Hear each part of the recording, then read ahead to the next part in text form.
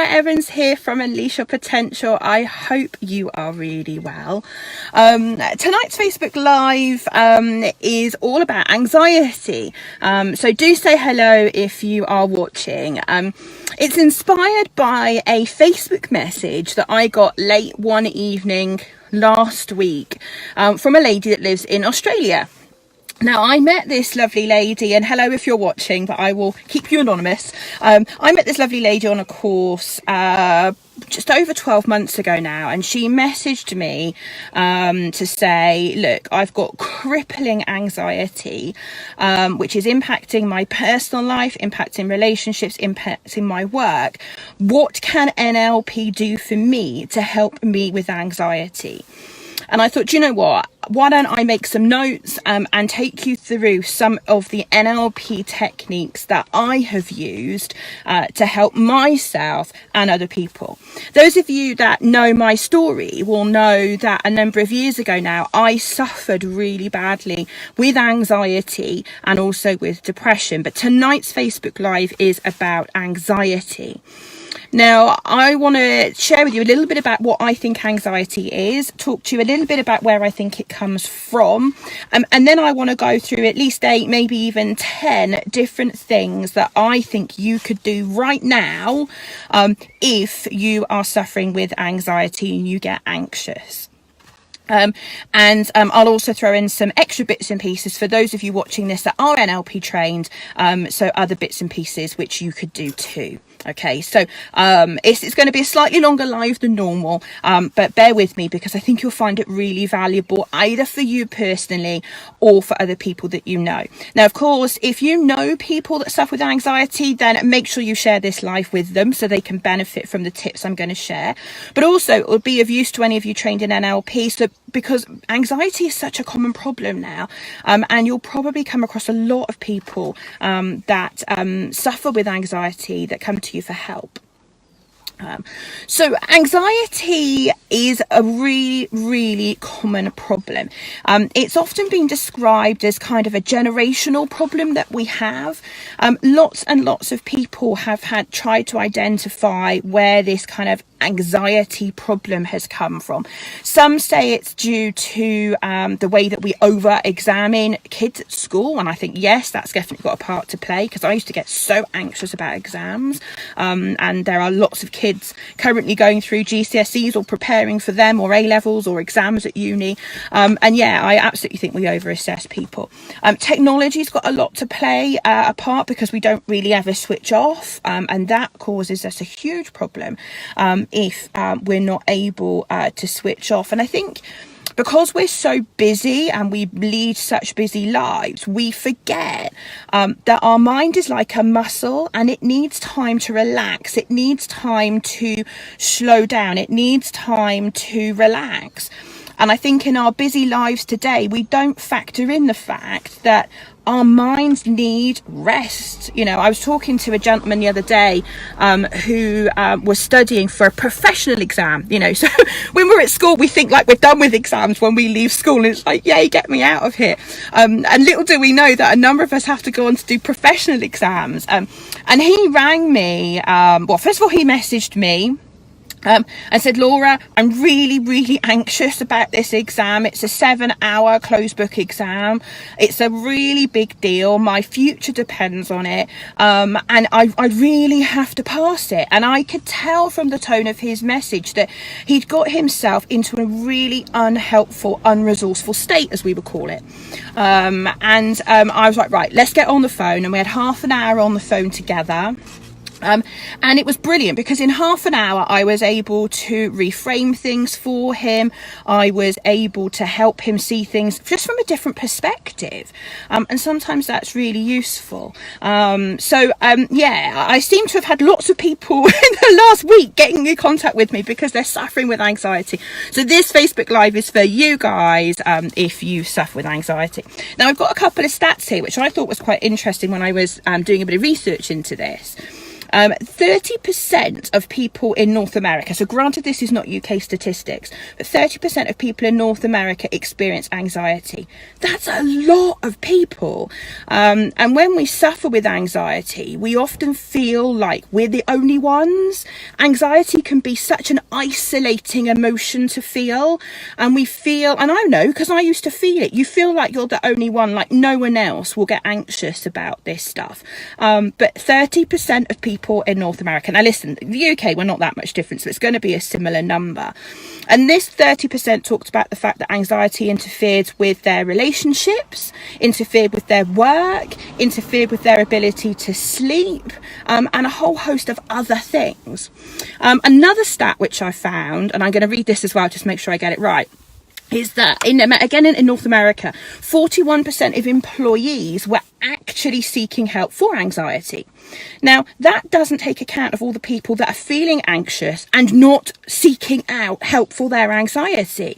So 41% looking for help. I mean, I tried to think what the percentage would be if actually you included all the people that weren't even seeking out help.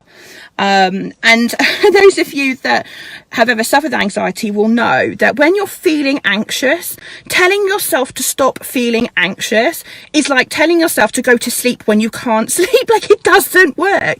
People used to say to me, Laura, well, just calm down, and chill out. And I'd be like, yeah, and if it was that easy, believe me, do you not think I would do it? So I know what it's like to be there. And traditionally, if you go to the doctor and you say to the doctor, look, I'm suffering anxiety, typically they'll do one of two or three things. They'll probably prescribe you medication. They prescribed me beta blockers. That's what they gave me when I first experienced anxiety. It probably took the edge off it. But did it solve the underlying problem of anxiety? No, not really.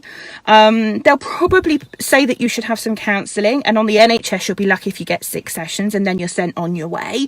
So that's probably not enough time to get under the skin of it, really. Or you're probably given CBT, and that has inconsistent results. Some people have great results with CBT and some people don't. I think it was all right for me, but I don't think it really solved the underlying problem. Now, I was lucky. I found NLP, particularly timeline therapy, and timeline therapy is amazing for helping people with anxiety. Really, really, really good. But I appreciate right here, right now on this live, you guys don't have access to timeline therapy. So let me talk you through some stuff you can do. I think the first thing to recognise with anxiety is anxiety for most of us is a learnt behaviour. Now, what do I mean about that? Well, we're not generally born with anxiety. We are born generally with only 2 fears. One is of loud bangs and one is of falling. But anxiety is not one of the things we're born with.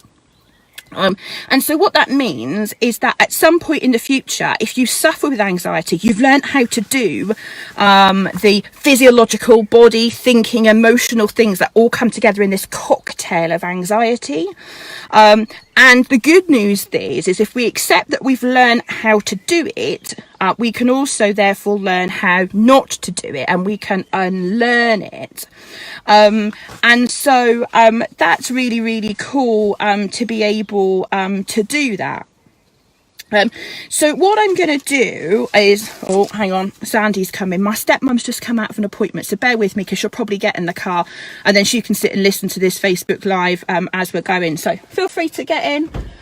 I'm on Facebook Live, and someone at the top of the garden is waving at me as well, so it's all going on this evening.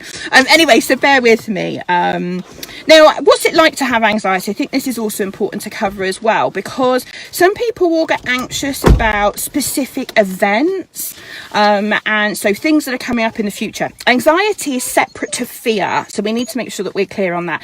Fear is when we've had an experience in the past that makes us fearful. Anxiety is when we get anxious about something that has not yet happened. So if we are if we're getting anxious, what we're doing is imagining things not working out well in the future. Now, let me know if you agree, because that's exactly how I see it. Whenever I get anxious, I'm thinking about something happening in the future and I'm imagining it not turning out well. So what we have to do is flip that on its head so that we change our thinking, so that we start to think in a different way. And that's the kind of stuff I'm going to try and help you do now as we go through these 8 or so different techniques that I think are really, really useful for anxiety. Now, the first one, so let's start going through them. So the first one that I've got for you is a really interesting one. So I did some research again before this Facebook Live, because I was like, I know my personal experience of anxiety, but let me see what else is out there.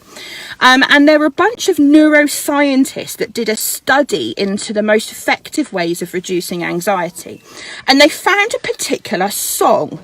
Now, after the Facebook Live, I'll put the link for that song in the comments below here.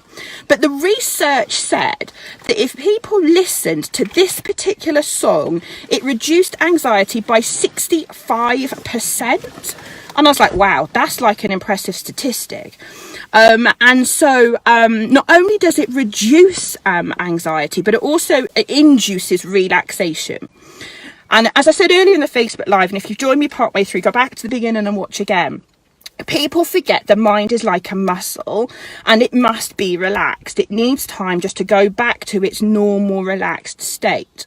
And so if you're anxious all the time and you're tense all the time, think of your brain and your mind like being a tight little tennis ball. And if you don't let it just to relax and go back to its normal state, then that's not going to help. So the relaxation is really important as well. Now they reckon listening to this particular song with headphones on is the best. So when I put the link in after the live, do that. And the research they did showed that it lowered heart rates, it lowered blood pressure, and it lowered stress levels. So what's not to like about that? So that's my tip number 1, is I'll put the link below and then you can listen to that track and let me know what you think. I think it's quite a nice relaxing track actually. So that's number 1. Number 2. It's something called reframing, and this, to non-NLP trained people, this is basically thinking about things in a different way.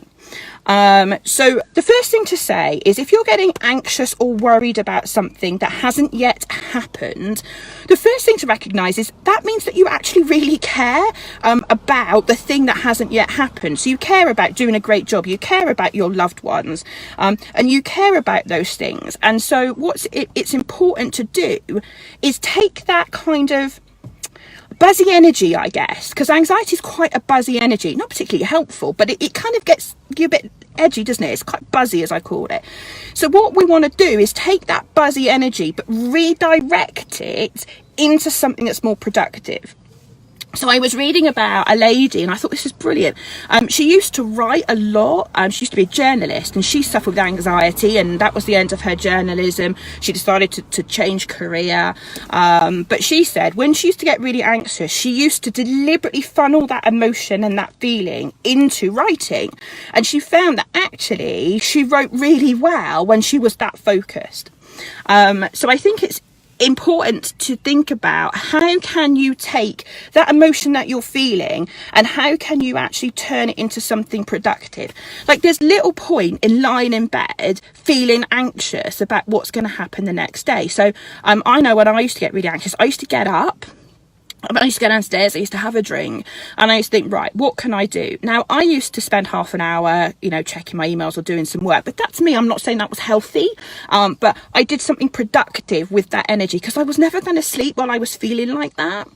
And you have to find the thing that works for you, but channeling that energy into something that's much more productive, I think is really, really helpful. The other thing under reframing is if you're anxious about something, then often your unconscious mind, so for those of you that aren't familiar with that term, you have 2 parts to your mind: the conscious logical thinking mind, and then you have the unconscious mind that controls your heart rate, your hormones, your breathing, your values, your emotions. That's the part of the mind I'm talking about. If you're feeling anxious, it's coming from the unconscious mind. And so what you also could do is, when you're feeling anxious, is actually to sit there and say, okay, what do I need to learn? What is my unconscious mind trying to tell me? Is there something here? Maybe I'm doing too much. Maybe I need to get better at delegating. and all that kind of stuff. So reframing is really useful. Now, those of you trained in NLP will know about content and context reframing. That's what I was doing with the guy I mentioned at the beginning of the live when he rang me about his professional exam that he was anxious about. And so those of you trained in NLP can do some more targeted, specific reframing. But for those of you not, the stuff I've just talked through is stuff you can easily do. Now, number 3. So if you're liking this, by the way, give me some hearts and comments, let me know. Number 3 is a lot of people, I'm smiling about this because I recognise this in myself. A lot of people that suffer with anxiety are perfectionists. And I know that because I am a perfectionist, not as bad as I used to be, and I used to suffer anxiety, and there is actually quite a bit of research out there now that says that people that have high tendencies to be a perfectionist and anxiety, and high achievers, that kind of cocktail is actually quite common. So first of all, know that if that's you, you're not on your own, and there is lots of people out there that are doing that. But I think the thing I want to say to you is that if you are a perfectionist and you do want things to be right, and that's what's driving your anxiety, and let's remember, anxiety is driven for all of us if we feel it from different things. But if yours is driven by perfectionism, know that perfectionism and being perfect is something that doesn't actually exist. You can't be perfect, and those of us with perfectionist tendencies strive for being perfect. You know, this Facebook Live, for example, I spent probably 90 minutes this morning doing some research and getting my thoughts down on a piece of paper so I could make some sense for you. And I could have sat there and thought, do you know what, I'm not going to do it today because I don't feel like I'm ready. Whereas actually I thought, do you know what? No, let's just do it, because I've got some really valuable things to say and valuable experience to share. So I thought, no, I'm going to do it, and I am doing it, and I'm sat in the car, as you know. And you know, and this is the struggle that a perfectionist always has, and so there can be an element of anxiety because things are not perfect, and we all have, or those of us that are perfectionists, not all of us, but the people like me that are perfectionists have this notion of there being a perfect life, a perfect job, a perfect relationship, a perfect or a right way of doing things, and I think if you're like me in that way, then understanding that actually take a breath, because this thing called perfectionism, it really doesn't exist, and we should just give ourselves a break and understand that, do you know what, 75-80% is good enough, and I think it's important to know that. And I think perfectionism robs us often of our ability to live in the moment, as does anxiety, and this is why the two are so intrinsically linked, because we get so anxious about what might happen, let's say at work next week, that those of us that have got high levels of anxiety often will not enjoy the weekend because we're anxious about what's going to happen on Monday morning. And so what it does is it robs us of that ability to relax the mind, which I've talked about, which is so important, to get that kind of balance. So apologies, there's an Aston Martin behind me that's just fired up, so if you can hear the nice engine, that's what it is. So number 3, if you're a perfectionist, that's okay. I acknowledge that that's what's going on, and it's okay to have flaws, it's okay not to be perfect, it's okay not to have the perfect life, and what's more important is actually just accepting who you are and enjoying that stuff. Number 4, I did warn you this might be a long Facebook Live. Sorry, Sandy, I didn't expect you to come out that early. So sorry, she's listened to what I can say. She's never heard me do a Facebook Live before. So number 4 is in NLP something we call future pacing. Now, for those of you that haven't done NLP studying, don't worry about it. Think of this as focusing on what you want. Now, Tad James, who is the head of the ABNLP, which is the governing body that accredits my course, he has got one of the most amazing quotes that I love when it comes to anxiety. And I talk about this on the practitioner course all the time. And he says, anxiety is a warning from your unconscious mind to focus on what you want.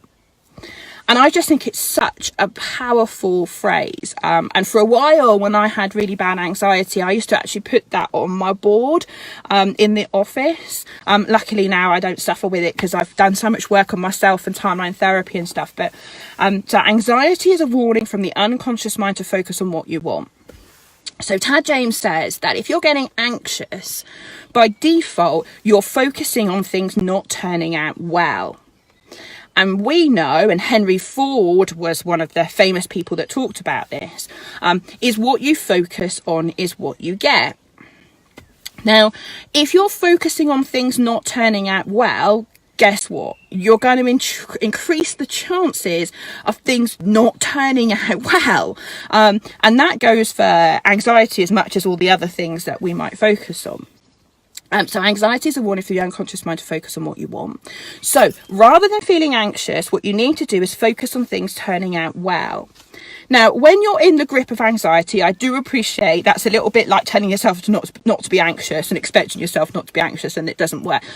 But a lot of this stuff I'm talking through tonight is about you acting quickly. So anxiety for me is a little bit like what kind of analogy can I use? A little bit like a roller coaster ride, a little bit like a slide. You know, when you were a kid and you were on a slide and you sat at the top of the slide and you push yourself off the slide, and as you go down the slide, you get faster and faster and faster, don't you? And if you're anything like me, you pop off the end of the slide and end up on your bum on the floor. But you get faster and faster and faster. And this is often what happens with people with anxiety strategies, as I call them, or patterns or habits, is it's a well-trodden habit program or pattern that you're running, and the more the strategy runs, the more momentum it gains. And therefore, if it's got lots and lots of momentum behind the anxiety strategy, it's like trying to stop yourself going down that slide halfway down the slide. It's like it's not going to happen because there's so much momentum carrying you down.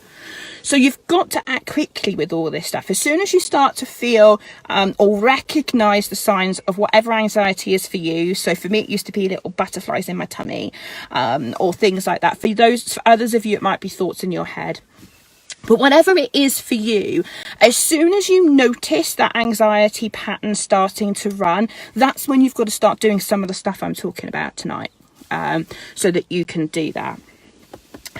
Now, in timeline therapy, we have a specific technique called the anxiety model.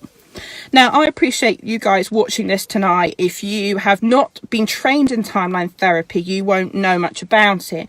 But in all honesty, when I was thinking about this morning to plan this live, I don't think you need to fully understand timeline therapy to make the anxiety model work. I think you can probably do it because it's really super simple. Now, bearing in mind, so bear with me as I explain this. So bear in mind, anxiety is a warning from the unconscious mind to focus on what you want.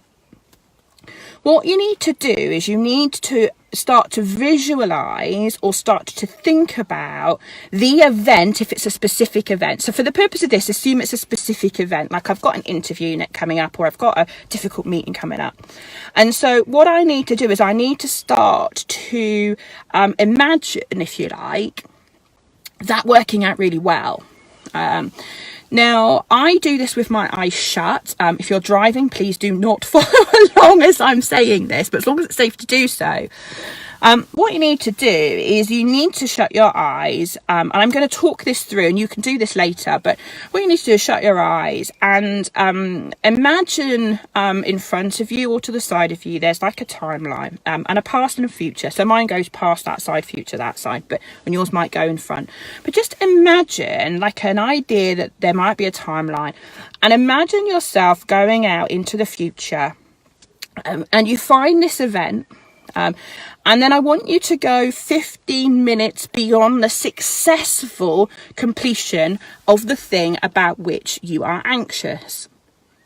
Now, it's really important that when you do that, you are imagining it working out well. Because guess what? If you go out into the future and imagine it not working out well, then this is not going to work. And I'm trying to take an NLP technique and make it really simple and straightforward so anybody could use it. But if you go out into the future and imagine what is going to be going on if it turns out well, so go 15 minutes beyond the successful completion of it and notice where the anxiety is. And if you are imagining it working out well, then there will be no anxiety. And if there is anxiety there, then you're not imagining it turning out well. And then come back to now, wherever that is for you. And that might feel a bit weird. Now, if you fancy having a go at doing that, do that. The other thing which I have seen people do really, really well is just using a straightforward visualization. Now, whilst not strictly NLP, the way that we apply it with NLP techniques is really helpful. And so what you need to do, again, it's similar principles, which is the thing about which you're anxious. Imagine it turning out well.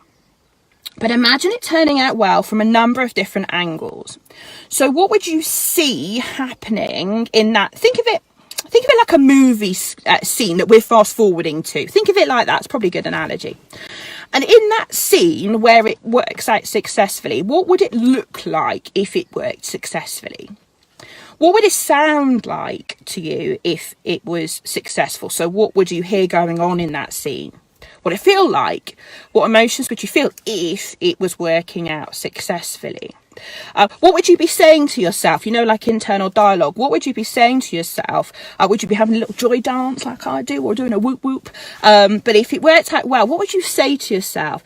What might other people be saying to you? What might you be thinking? And go through a series of those questions in relation to that metaphorical movie scene when something works out well, and focus on doing that. When I was talking to the guy that I talked about at the beginning of the live that rang me because he was anxious about a professional exam, I said to him, here's a task for you, and you might like this task as well.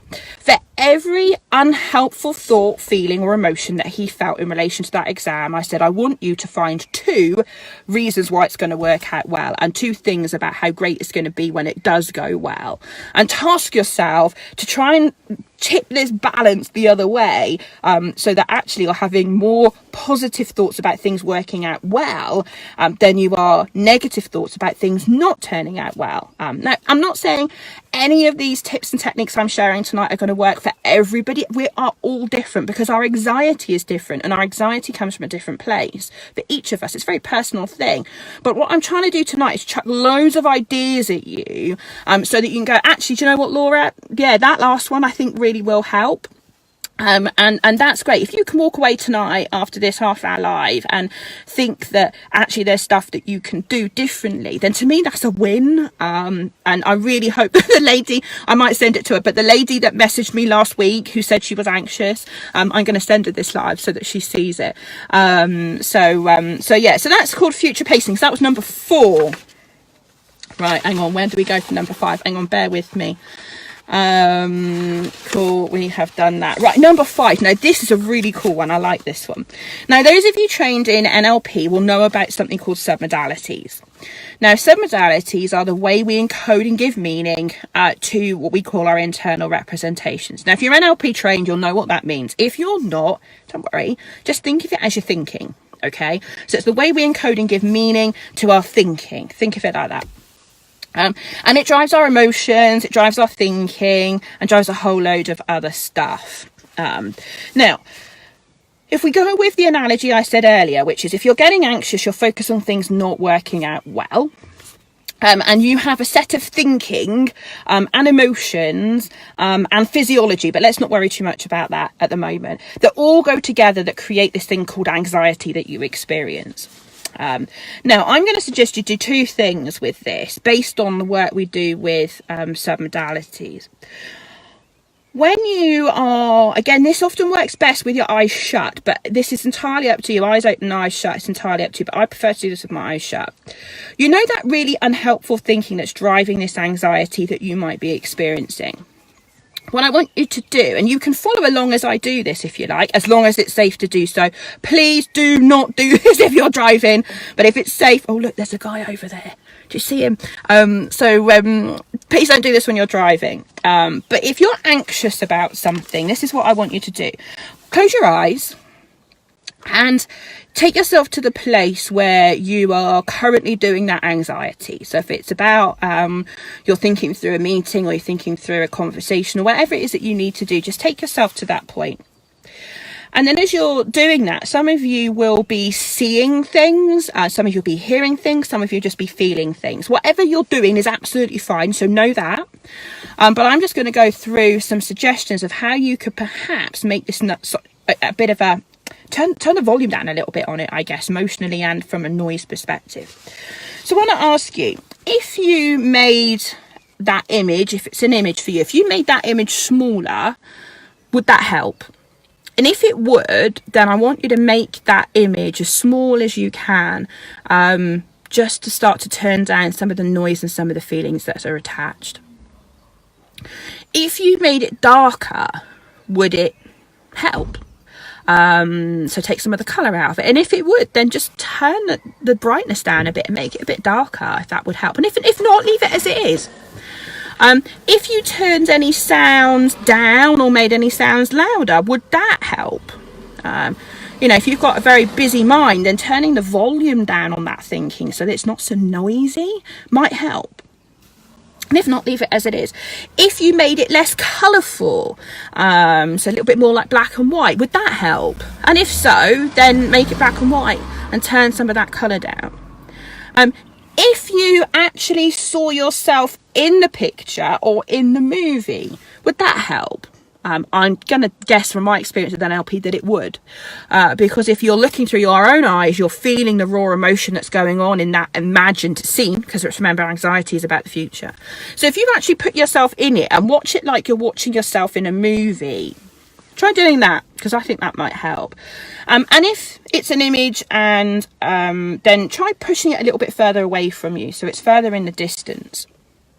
And I think you find that might help. And also imagine a dial for those emotions that you're feeling right now. And I want you to turn down that emotion. Just turn it down. You don't have to turn it off, but just turn it down so that it is not as intense as it was. And when you've done all of that, just open your eyes. Now, let me know in the comments if that made a difference, because that's taken from an NLP technique, which many of you will know if you're NLP trained, but I've just adapted that slightly because I think playing around with submodalities is really helpful. Because remember, submodalities is the way we encode and give meaning to our internal representations, i.e. thinking. And if we can change the submodalities, which is what we just did if you followed that exercise, then you will find that actually you start to feel differently about it. And if you can feel differently about it, guess what? The anxiety will start to subside. And if the anxiety starts to subside, hey, press no, we feel better and it's more manageable. Now, on the flip side of that, what I also want you to do, and we're going to do this again, if you've just joined me, please do not do this if you're driving and it's not safe to do so, but if you can, this is the other part of the exercise that I want you to do. And before you close your eyes, what I want you to do is to imagine the scenario we talked about earlier where things work out well. Okay, so take yourself 15 minutes beyond the successful completion of the thing that you thought you were worried about, and imagine it working out well. And when you've done that, pause the video if you haven't yet, but if you've done that and you've got that, then let's close our eyes. And this time what I want you to do is take that thinking, take that image, that feeling, whatever it is that you've got about things working out well, and ask yourself, if you made that picture bigger, would it help? Would it make it more compelling to you? And if it is, then make it bigger. And if it's not, leave it as it is. If you made it nearer, would it make it more compelling? Would that help? Would that positivity really help it? And if so, do that. If you made it brighter, would it make it more compelling? And if it would, then make that positive image of it working out successfully, make it brighter. If it was more focused, would it make it more compelling? And if so, then do that, make it more focused. If you adjusted any sounds so that they were louder or quieter in this successful positive thinking that you're now focusing on, if that would help, do that. And what about the colour? If you made it more colourful, would that help? Would that make it more compelling? And if so, make it more colourful. And what about the feelings in this positive, focusing on success? If the feelings were more intense, would it make it more compelling? And if it would, and go ahead and make them more intense. And then when you've done all of that, open your eyes. Now, give me some hearts and some comments if you've done that, but I hope that that little exercise we've just done, by turning down the stuff that's not helping us when we were imagining things not working out well, and turning up the stuff on the positivity and on the success, does help. And now you've got an image to go to so that you can imagine things turning out well. Now, I've never taught this little technique. I've made it up this morning. It's a version of a couple of NLP techniques that we teach. But try it and let me know what you think. Because like I say, I made it up this morning and I thought, you know what? I think this will go really well for anxiety.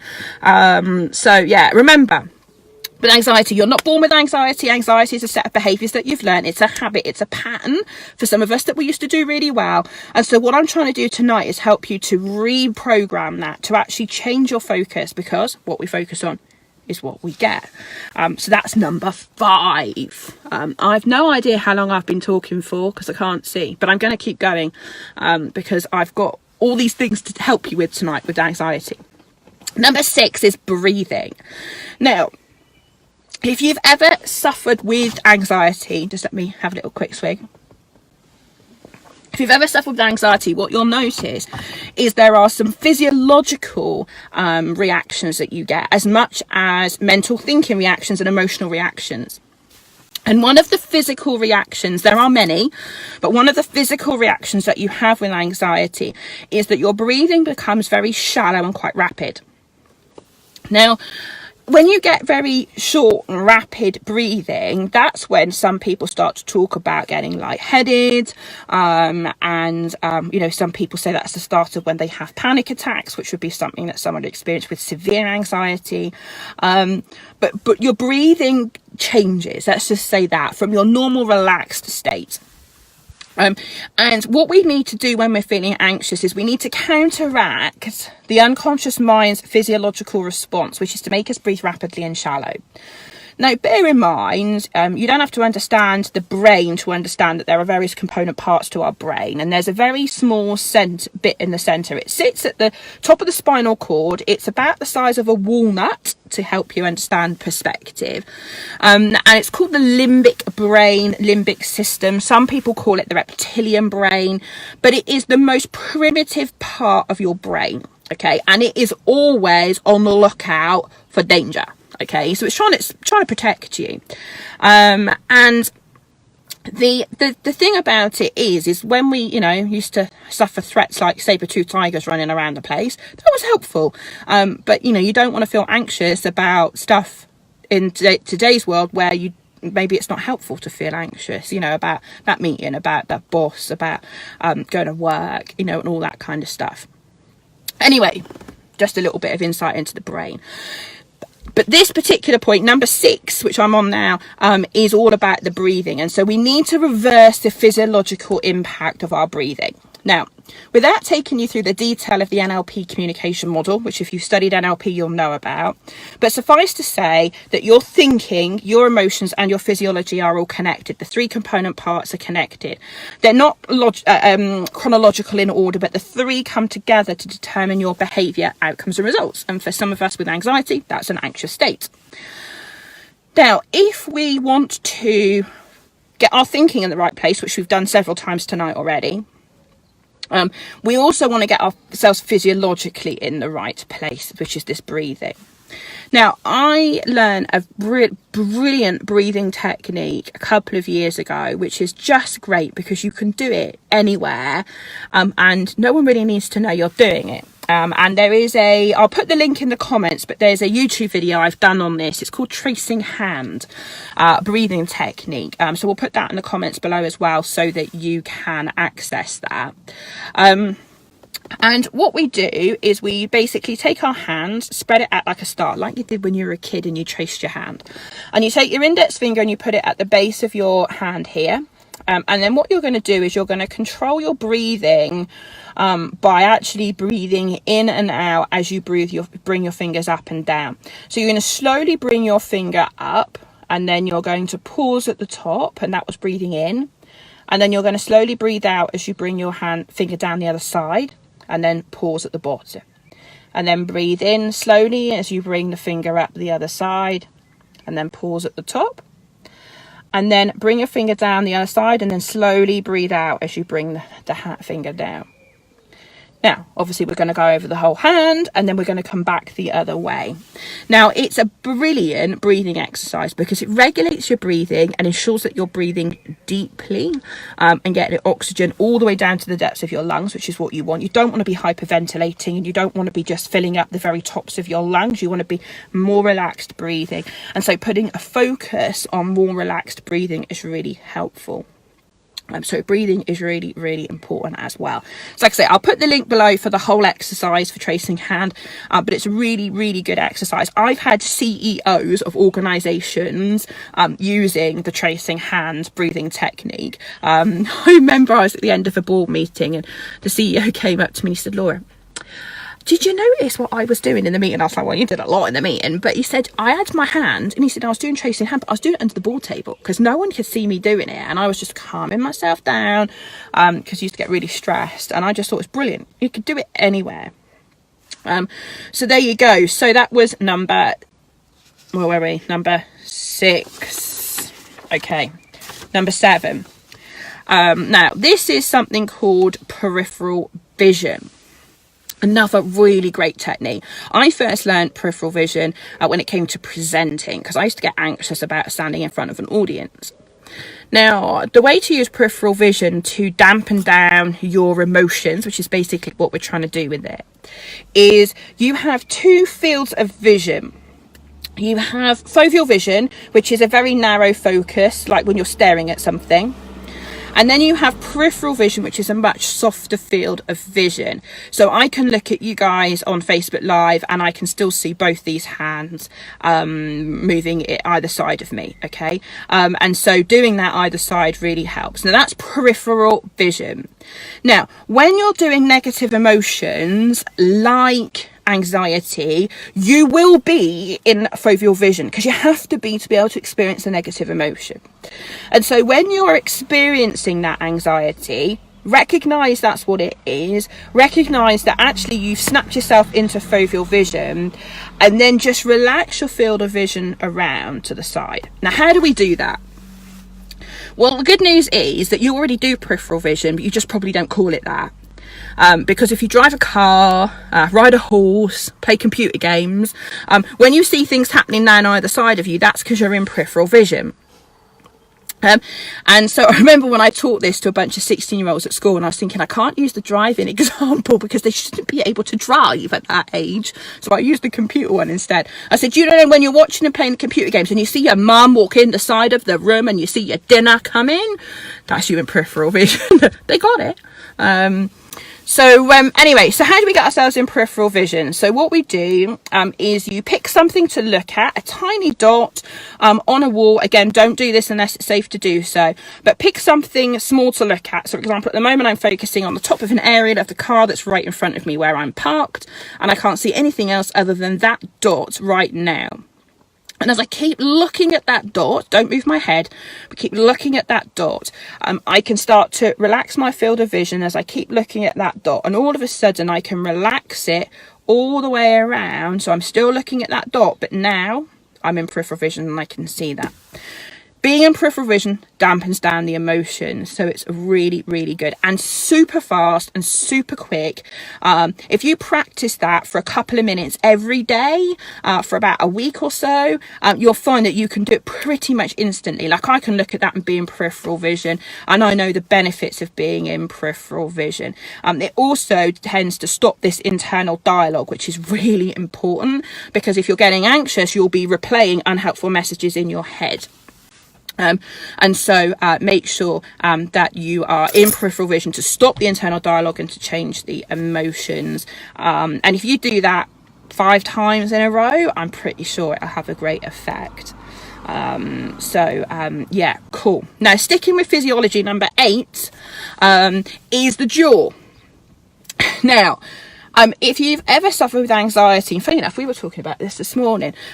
If you've ever had anxiety, what you'll know is that some people will carry that anxiety and stress and stuff in their jaw. A friend of mine used to grind her teeth when she was really stressed and anxious. And she had a gum shield from the dentist. If you do that, go and see a dentist and get a gum shield so that you don't grind your teeth. But yeah, so that's what she used to do. Now, what we need to do, remember, I said earlier, physiology, body, thinking and emotions, the three things are all connected. So we want to loosen this jaw up so that, do it now, so that we release some of this tension and stress and anxiety and worry that we might be experiencing in our jaw. Now, it also stimulates what they call the parasympathetic system. You don't really need to know what that is, but just know that it's a good thing to do so that you can do that. Now, the other thing about moving your jaw around and loosening your jaw up is it actually encourages you to breathe. And if you're then focused on breathing deeply through the diaphragm right down to the base, that can really help. And if you do 3 or 4 deeper breaths, then that can help. So what you want to do if you're feeling anxious is you want to do a number of the things I'm talking about tonight, and you might want to make yourself some notes, come back and watch the Facebook Live again, but actually just imagining or actually moving the jaw, and it doesn't look particularly flattering, but if you're anxious, who cares what you look like? It's all about trying to get the anxiety into control, right? So there you go. So that is number 8. Now 9 and 10 are to do with other NLP techniques that we can use. Well, actually there's 3 I'm going to talk about, so I guess that's technically 11 I'm covering. Now, anchoring is really, really, really good when it comes to helping with anxiety. So let's just define what anchoring is. Anchoring is the process of stimulus response. And whenever someone is in a highly intense emotional associated state, if at the peak of that state a stimulus is applied, the two become linked. Well, that's the official definition anyway. However, what we want to do, and if you're NLP trained or if you know someone that is, you want to get them to help you create a calm anchor. Now, we can anchor any of the modalities, sight, sound, feeling, taste, touch, smell, that kind of stuff. But we want to anchor a feeling here, a feeling of calmness. Now, whilst I'm not going to teach you how to do anchoring properly tonight, what I would suggest you do is when you're not anxious, so this is something you need to set up in advance, is imagine a time when well, let's do this now. Okay, so if you're watching this now, again, as long as it's safe to do so, I want you to, and I open or shut entirely up to you, but I want you to, before we start, just skip back through your memory bank and remember a time when you were really calm, relaxed and kind of chilled out. So for me, it's lying on a sunbed on holiday, right? I just love it. Mojito in my hand, the sun beating down on me. It's amazing. And I feel really calm, relaxed and chilled out. Yeah, so I've got a very specific memory of being on a beach in Bali, or Thailand, or Sri Lanka, or I've been to lots of lovely places. And what I can do is take myself back to a very specific memory of a specific time when I was calm, chilled out and relaxed, and I can anchor it. Now, earlobes are particularly good when you're trying to anchor on yourself. And so what I want you to do, only if it's safe to do so, is to shut your eyes. And I want you to go back to that time, that specific time when you were really chilled out, calm and relaxed, and go all the way back. And I want you to float down inside your body, and I want you to see what you saw, hear what you heard, and really feel those feelings of being calm, chilled out and relaxed.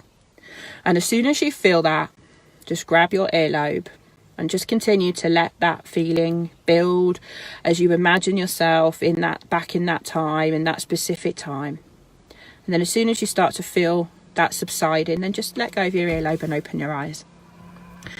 Now, you can do that multiple times. And in fact, the more times you do it, the better, using different examples, different specific memories that you have that have got lots and lots and lots of relaxation, calmness and being chilled out. Now when you're doing this on yourself, it's never quite as accurate as doing it, having a practitioner do it to you. And also, I've not taught you anchoring properly. I'm just giving you a quick and dirty, as I call it, quick and dirty way of trying to create a calm, relaxing anchor on your earlobe that you could use in the future. If that has worked, then do that. But remember, that's got to be set up in advance. You can't do that in the moment when you're feeling anxious, because it ain't going to work. Then when do you use it? Well, when you start to feel anxious, you just grab your earlobe. And again, no one needs to know what you're doing, right? Anybody can grab their earlobe.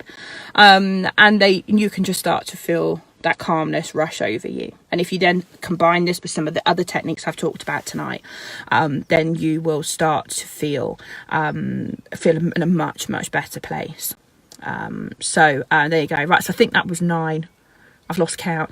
And 10 is about beliefs. Okay, so if you have a belief, that's going to hugely impact on your life. Now, Bruce Lipton, I've been watching quite a lot of his stuff on YouTube recently, and he talked about whether or not things are held in our genes, or whether things are held in terms of beliefs. And he said, and I've written this down so I can read it to you, he said absolutely you're controlled by your beliefs, and he said your mind interprets the environment and sends not real information about the environment, but my interpretation of the environment.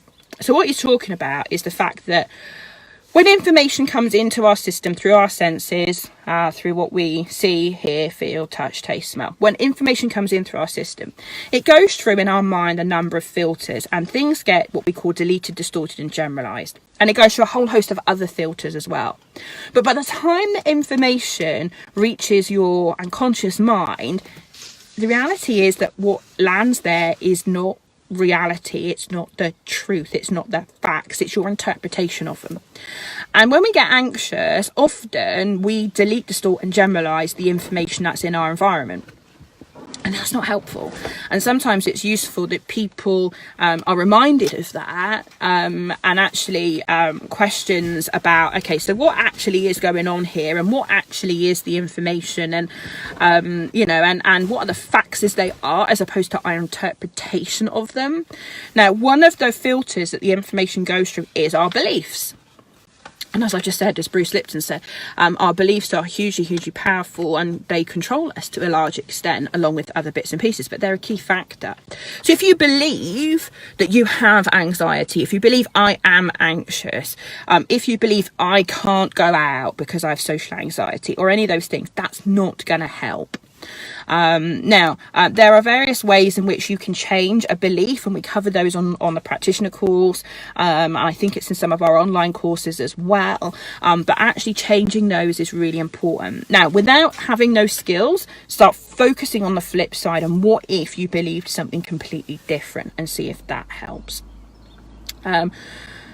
Was that 9? I can't remember. And 10 is the final one I want to talk about, and that is timeline therapy itself. I absolutely believe that timeline therapy changed the way I approach things. It helped me get rid of my anxiety. It helped me get rid of my depression.